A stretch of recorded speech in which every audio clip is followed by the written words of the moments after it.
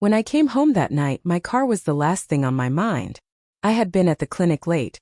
Another grueling shift helping people who couldn't afford to fight for themselves, and all I wanted was a quiet house and a cold beer. Instead, the driveway looked like a war zone. The bumper hung at an angle, the passenger door caved, and the side mirror lay in pieces like someone had taken a hammer to it. I didn't need to see the note on the windshield to know who had done it. The handwriting was jagged, angry. The same handwriting that had been on every threat, every accusation, every late-night text that had slowly poisoned my marriage. Jason had a temper like a fuse, and that night he'd found the shortest route to explode. When Claire came to the door, she looked both defiant and ashamed. Her hair was messy, perfume still clinging to her blouse. She opened her mouth to say something. An apology maybe, but nothing came out that made sense. Instead she said, "He was defending me. He was tired of you accusing him." Accusing him. The word sat in my chest like a stone. I had found the text 3 weeks ago, casual at first, then something colder. Late messages, small jokes that turned into plans. I had confronted her, begged for the truth, and she'd given me the same answer everyone gives when they don't want to be honest. "You're making things worse." I called the police that night.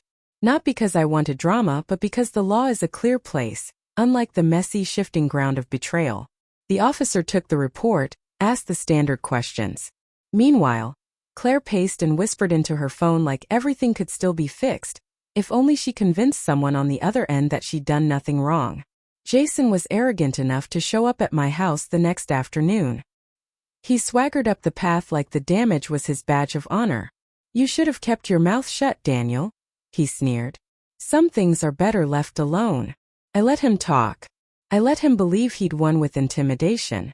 Inside, a cold plan was laying itself out, quiet, precise, the exact opposite of his sloppy violence. If he wanted lawlessness, I'd give him law. If he wanted to humiliate me in public, I'd make sure the consequences were public too. That night I stayed awake until the house hummed with nothing but the refrigerator. I wrote down every text, every voicemail. Every time Claire's laughter in the hallway sounded like it belonged to someone else. I cataloged dates, times, witnesses. I did what I had to do, because sometimes the only way to protect what remains of yourself is to let the system do its work. The next morning I stopped pretending. I wasn't the angry husband anymore. I was the quiet storm waiting to land. While Claire thought I was at work, I met with an old friend from the local precinct, a detective named Marcus who owed me a favor from the time I treated his son's sports injury for free. I showed him the note, the photos, and the history of harassment that tied everything neatly to Jason. Marcus leaned back, smirked, and said, "You're giving me a gift, Dan. This is criminal mischief and intimidation all wrapped up. But if you want it to stick, we need him to do one more stupid thing." That's when I decided to make him feel invincible. I stopped arguing with Claire completely. I stopped asking questions. I stopped checking her phone or waiting for explanations. I even told her I'd moved on and just wanted peace. The relief on her face told me everything. She thought I was finally defeated. That night she whispered on the phone again, thinking I was asleep. Jason's voice carried through just enough. "He won't be a problem anymore." Perfect.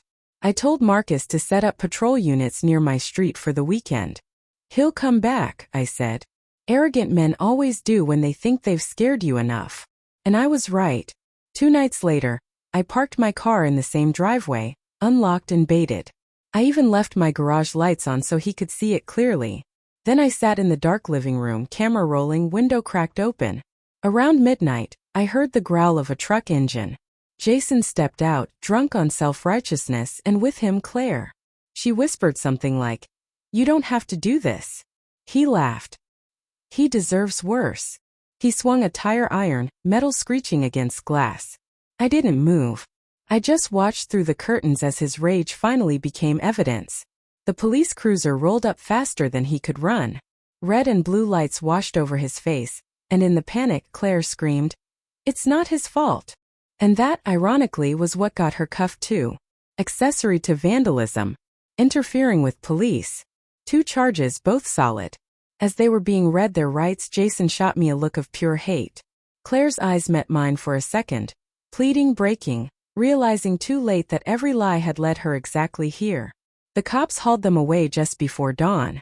I stood on the porch barefoot, hands in my pockets, watching the patrol car disappear down the street. The air was cold, clean, the kind that reminds you you've survived something rotten. I didn't feel triumphant. I just felt finished. Marcus came by an hour later, handed me a coffee and said, "You could press charges for the full extent.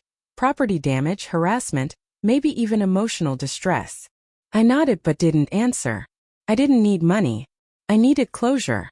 Later that day, Claire called from the holding cell. Her voice trembled, soft, almost like the woman I'd fallen in love with years ago. "Dan, please." I didn't know he'd go that far. I took a breath and said quietly, "No, Claire. You knew exactly who he was. You just hoped he'd never show it to you." Then I hung up. In the weeks that followed, I had the car repaired, repainted. Not because I cared about the damage, but because I wanted no trace of them left. Jason lost his job after his arrest went public. Word spread fast in our small town. Claire moved out, of course, though she left behind the engagement ring she used to flaunt like a trophy. I sold it the next day and donated the money to a local shelter. A poetic exchange, I thought, trading deceit for something that actually helped people rebuild. For the first time in years, my house was quiet in a good way. No secret phone calls, no forced smiles, no waiting for the next lie to drop. I started running again, sleeping better, even took a weekend trip just because I could.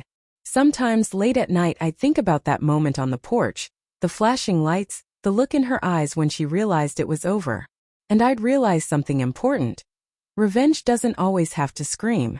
Sometimes it just stands there calmly, letting the guilty do all the talking. In the end, justice didn't look like punishment. It looked like peace. And that was worth more than any apology she could ever give.